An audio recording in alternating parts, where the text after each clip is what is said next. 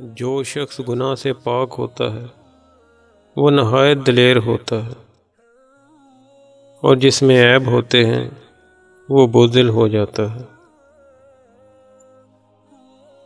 عقل مند ہمیشہ فکر و غم میں مبتلا رہتا ہے۔ معاف کر دینا نہایت ہی اچھا انتقام ہوتا ہے۔ دیدہ دانستہ غلطی قابل معافی نہیں ہوتی۔ حرص سے روزی نہیں بڑھتی مگر آدمی کی قدر ضرور گھٹ جاتی ہے۔ انسان جو حالت اپنے لیے پسند کرتا ہے وہ اسی حالت میں ہی رہتا ہے۔ زبان کی لغزش پاؤں کی لغزش سے کہیں زیادہ خطرناک ہے۔